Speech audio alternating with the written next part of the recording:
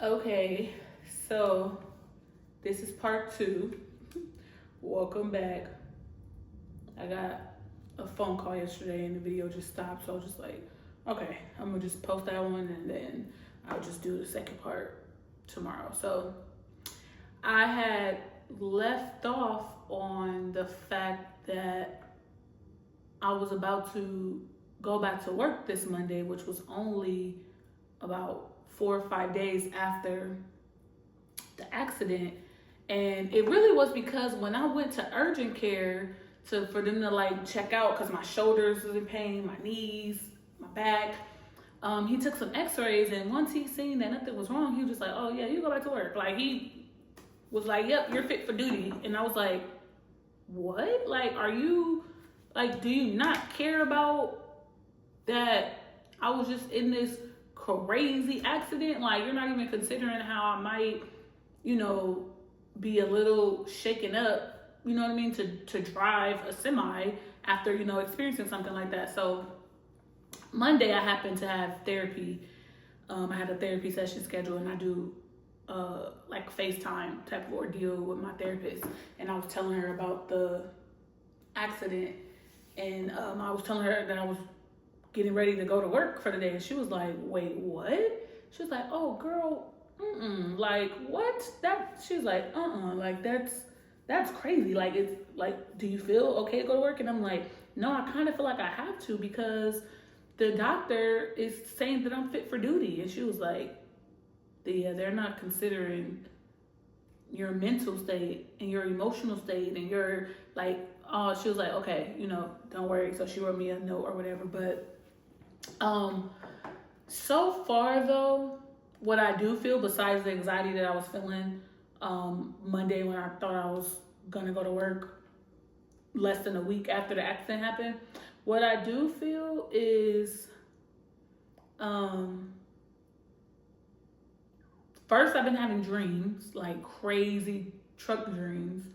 Like that morning I was supposed to go to work, I had a dream that I was driving the truck and I pushed the brakes, and the brakes didn't work. And then when I pushed them again, the brake pedal fell off, and I was like, wait, what?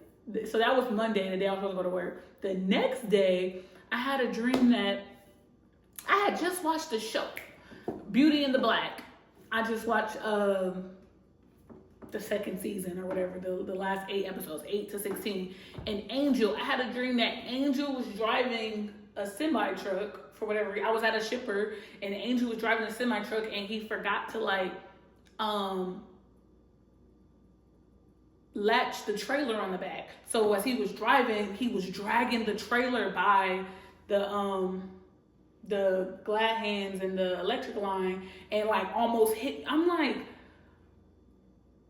I'm just having these crazy like truck dreams back to back. And it's not that I've never had a truck dream before, but they've never been like so frequent, and they've never been like showing harm or showing like, you know what I mean? Like, I don't know, it's weird, but I'm doing okay. I'm thankful for that.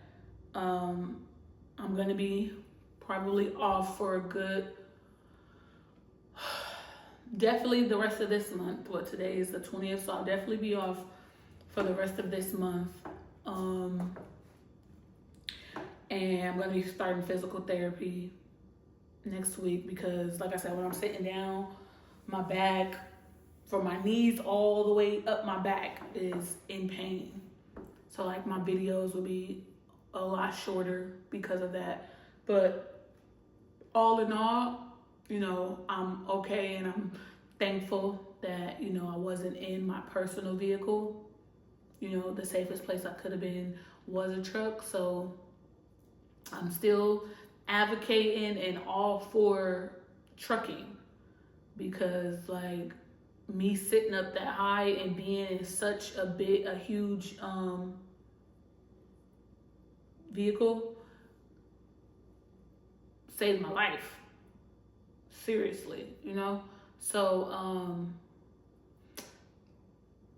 yeah, that's pretty much it. Oh, I got approved for workers comp Thank God, because the doctor was making me, the doctor and my manager was making me a little nervous about workers' comp. And you know how, people don't really be wanting to pay for nothing for real. So I was pretty nervous, and they were saying that it could take a long period of time, but they called me immediately because I want to say the accident happened on a Wednesday night. Friday, my manager was already telling me, like, yo, I'm filling out your paperwork. I'm filing the claim now. Just as soon as you get to the doctor, let me know. Like, send me your note, send me all the information so I can put it in the file, And I have to go to the doctor every week. So I just went and seen the doctor this Wednesday, yesterday, which was Wednesday. And it's been 1 full week. And the claims adjuster for workers' comp called me. Hey, heard you got into an accident. I'm just calling to verify some information. Tell me, what happened, and, just tell me how you're feeling. She asked me some questions, and she was like, okay, look, this is what's going to happen. Like, boom, boom, boom. And she just broke it all down for me. So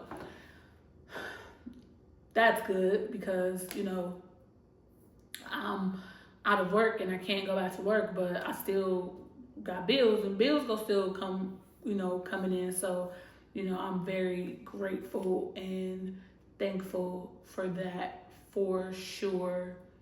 And although this was like a very crazy night and the craziest experience that I've had while being a trucker, like, honestly, it showed me that I'm a great driver. You know what I mean? Like, it showed me that, like, I know how to react quickly when something crazy is going on. Like, I stay calm. I did all the things that I learned in training. I did all the things like Amazon or just any trucking company you ever work for. You have to do safety videos every month, like clockwork. Like, you have to, because, man, you just never know the different situations that you'll get in. And a lot of the stuff is redundant. Like, they just keep repeating themselves. Oh, don't forget to get on the hood. Oh, don't forget this. Oh, following distance and stab breaking. And like, they tell you the same thing over and over and over again. And those things kind of, like, you use them in different scenarios. Like, you go about it the same way. Like, using stab breaking. You never want to stab on the brakes. Never. You always want to stay calm in any situation, whether that's the animal running across the front of your truck, whether that's an accident that happens in front of you, whether you start to skid or jackknife, whatever. You always want to grip that steering wheel. You want to stay calm. You don't want to panic. You don't want to swerve too hard, or, you don't want to try to jerk the steering wheel too hard. So I was just very, like, after I collected all my thoughts and talked to 11 people, because I had a lot of people to talk to about the accident, to tell them what exactly happened. Like, when I just thought about how I felt while the accident was happening, I was like, whew, man. Like, I was thankful for those videos and those safety classes and assignments that they make us do every month, because I was like, as soon as I seen the car spinning out of control, flip, like, coming towards me, I was like, all right, like, here goes that training. Like, we're gonna hold on to the steering wheel, we're gonna stay calm. Like, even when I was reacting to what was happening, right, I was like, oh my God, like, I wasn't even screaming. Like, you would think, you would be like, how, like, I don't know if you've ever seen anybody, like, in an accident, or even, like, the videos on social media, you see when something is occurring, people are in the vehicle, like, like, they're frozen, they're freaking out, like, even while I seen the car coming towards me, and I knew, like, oh shoot, like, there's nothing I can do to prevent this. Like, I can't, it's coming towards me. I can't stop fast enough. I have to do the stab braking. Can't stop fast enough because I was in cruise control going 55 miles per hour in California. I can't stop fast enough. Can't swerve and get out the way. Like, shit, I'm gonna have to brace myself for this collision. And I gotta be calm. I have to just do everything I can to not flip over. And that's what I did. So once I just got my mind all together and just, really was able to process what happened, I was just like, wow, like, you did good in that regard. Like, you didn't freak out. You stayed calm. Like, I wasn't scared. I knew that me not freaking out and keeping that truck on all 18 wheels was very important because there's traffic and cars behind me. So if I suddenly flip over, like, that could just cause a huge catastrophe. A bunch of cars could run into the back of the truck. Like, it could just be a whole nother issue. So I was just like, okay, we gotta put this training and all the things that you've learned and all the classes and stuff you take every month, you gotta put all that stuff to use right now. And I did flawlessly. Like, when my supervisors and even the lawyers, everybody seen the video, they're like, yo, what? Like, we have no critiques. There was nothing else you could have done, like, at all. Like, nothing that you could have done. Wow. Like, thank you. Like, the only thing they did ask was about my drug test. Like, okay, you did good in that video, but let's talk about this drug test. Everything gonna be good? Because for whatever reason, trucking people, believe it or not, drive that big old truck and be under the influence of stuff. Whether it's drugs, whether it's prescription medication that you're not supposed to be driving under or whatever, you know what I mean? Like, they be under the influence of things. So when accidents happen, just so you know, it's protocol that you're gonna be drug tested because they wanna make sure that, let's say if you was doing something wrong, right?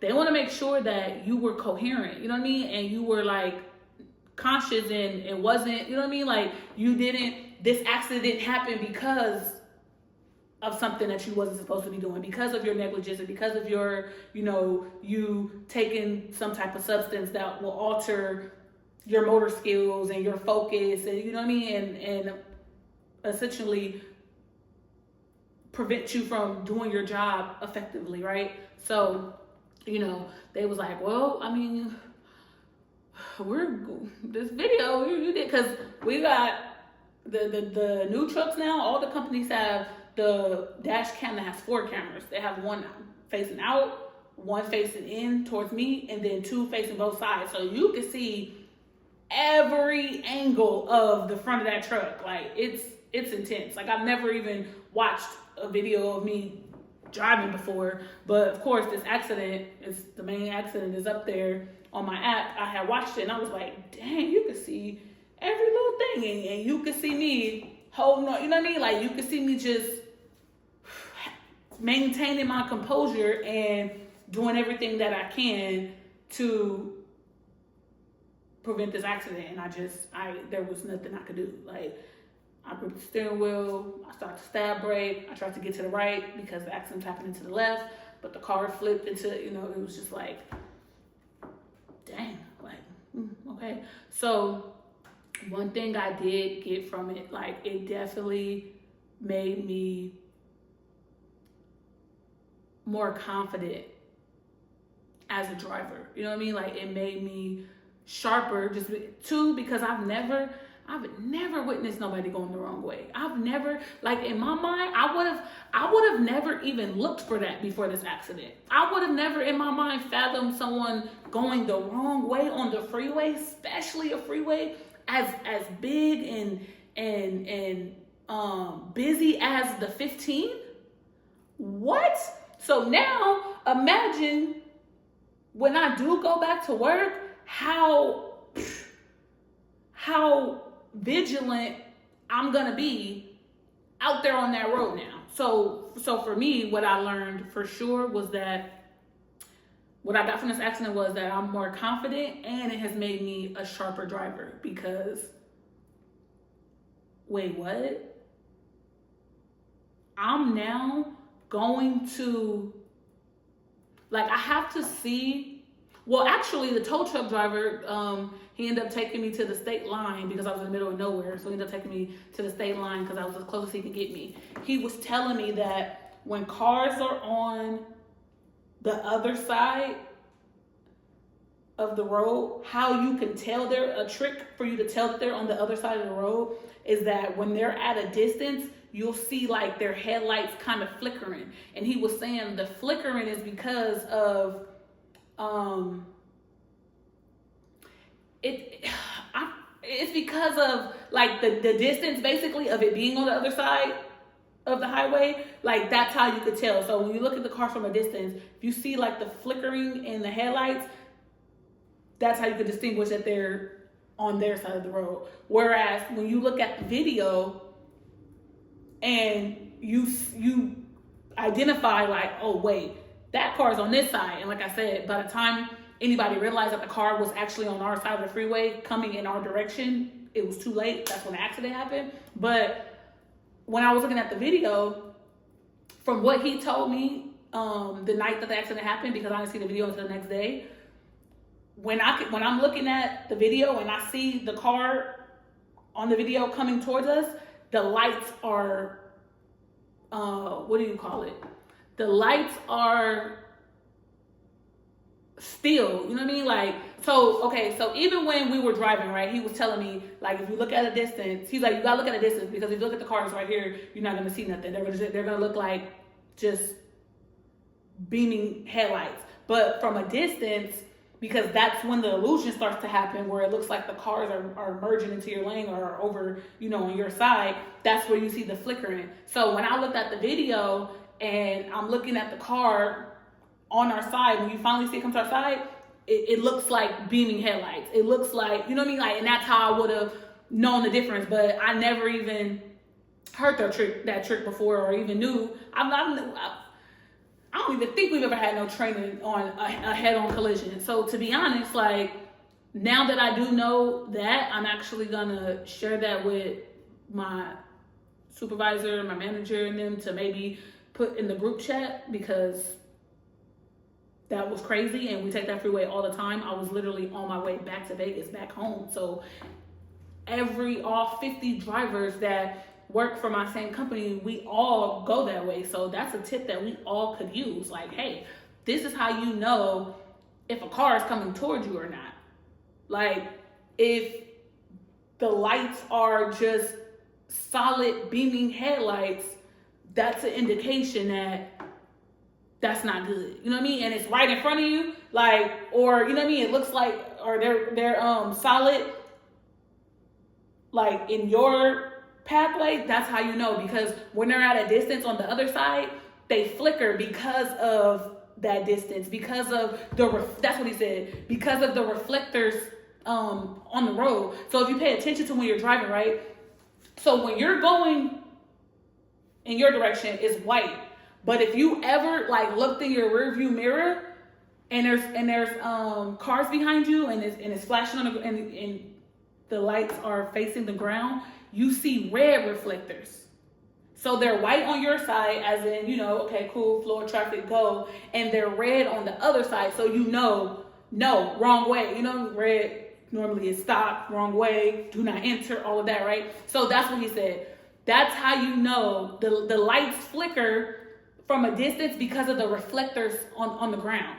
Because of those red and white reflectors on the ground. So that's how you would know. So with the dude being on our side, and in the video, the lights were just solid beaming headlights. That was the indicator. But in this case, the guy was driving so fast, it happened so fast that it was done. But that tip, which you'll find in trucking, every day you'll learn something new. Every day you'll find a new trick and a new tool to use while you're out there on that open road by yourself. Or even if you're not by yourself, you might be with somebody that's not a trucker. You know what I mean? Because a lot of the companies they have riders programs. You can take a pet, you could take a kid. I think they have to be over 12 or 13 or something like that. You got to sign a release form, or you could take your spouse, you could take your best friend, you could take whatever you want. You know what I mean? Like, you could take somebody with you, because they do understand that you out there alone and by yourself, and that's like the cool part about it. And you definitely want to sign that waiver, because if you don't, that waiver, I believe, if I'm not mistaken, that waiver insures or covers the rider if something was to happen. If the company don't know that somebody was in the truck with you and you get into an accident or something happens, then they could be like, hey, we don't know who that person is. Like, we didn't authorize nobody to be in the truck. You know what I mean? So you just want to be safe and make sure that that's what the waiver is. I mean, it don't have to be, but just make sure that the company is aware that somebody else is on that truck, because if anything happens, then everybody will be good, you and this other person. And then also, the last thing you want is for everybody to be like, we don't take no liability for that. Like, we don't, that's horrible, So, yeah, that is part 2 of the craziest night that I've had in trucking, but I still believe 100% in trucking. Like, everything comes with something, you know what I mean? Like, when we drive our car every day, something can happen. We could get into an accident. When we, work out or go somewhere, we could get hurt while we're out, or you could get hurt on a job or whatever, you know what I mean? So, I just wanted to share that experience, because I just can't even believe something like that happened. It was so surreal, because I've never witnessed nothing like that before. And it might be the second accident that I've been in my life, because when I was 17, I got hit by a drunk driver. They ran the light and T-boned me. I was on my way home from work. It's probably like 11, 12 o'clock at night or something. On my way home, I worked at the movie theater here in Vegas, and I was heading home, and a drunk driver T-boned my car, and I spent so I haven't witnessed many accidents. I haven't been in many accidents. So this whole experience has been crazy.